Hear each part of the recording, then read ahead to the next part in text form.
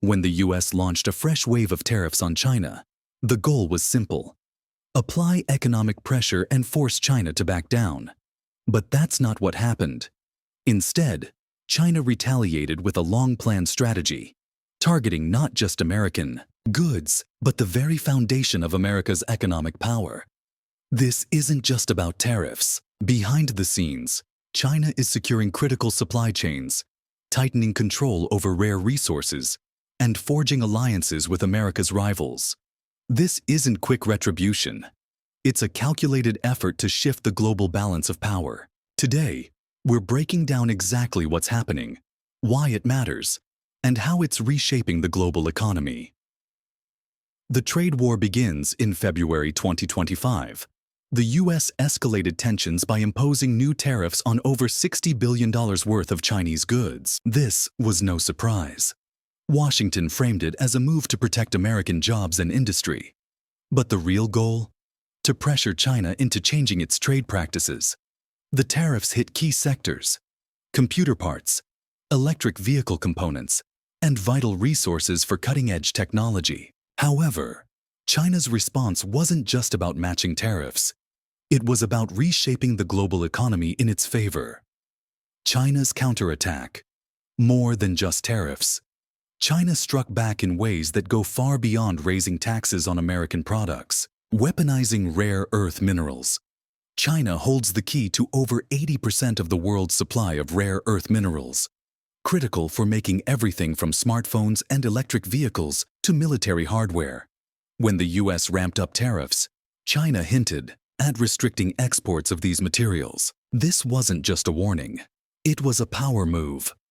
Imagine trying to build advanced technology without the essential raw materials. It's like trying to bake a cake without flour.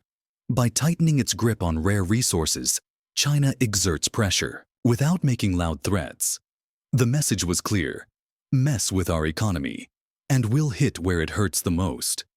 Targeting US energy, China was one of the biggest buyers of American oil and liquefied natural gas, LNG. But after the new tariffs, China imposed taxes on US energy imports, cutting contracts and shifting its purchases to Russia and Middle Eastern countries.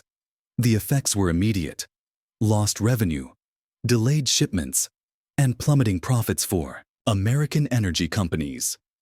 Even if the trade war ends, these new energy deals are likely to stay, permanently reducing US influence in global energy markets. The battle for technology supremacy. The US tried to cripple China's tech sector by banning key computer components and blocking firms like Huawei from working with American companies. But instead of slowing down, China doubled down. The Chinese government pumped billions into developing its own chip industry, AI capabilities, and 5G networks. The result? China isn't just catching up. It's creating tech that rivals, and in some cases, outperforms American products. What started as a trade war is quickly becoming a race to dominate the future of global technology. Playing the long game with US debt, China holds over $800 billion in US government debt. Selling it all at once would be harmful to China too, but even small adjustments can ripple through the economy. After the US tariffs, China quietly reduced its purchases of US debt, making it more expensive for the US to borrow money. That means higher interest rates for homes, cars, and credit cards. A subtle but effective form of economic pressure. Strengthening global alliances. While the US was busy raising tariffs, China was signing trade agreements, expanding its influence in Europe, Southeast Asia, Latin America, and beyond. This isn't just about avoiding US tariffs. It's about creating an economic network where America has less control. For American businesses, this means more than losing Chinese customers. It means facing new competition in markets where they once had an advantage. The US is losing ground, not just in trade, but in global economic leadership. The domino effect.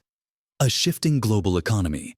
The US-China trade war hasn't just affected these two giants. It's reshaping global commerce. Canada and Mexico. Both were hit with US tariffs and responded with their own.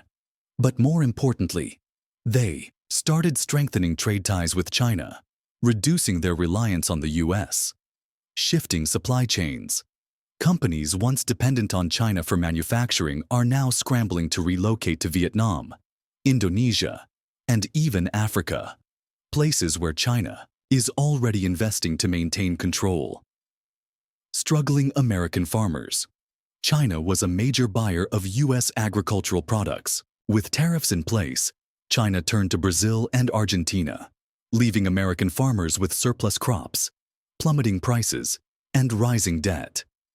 Higher prices for consumers.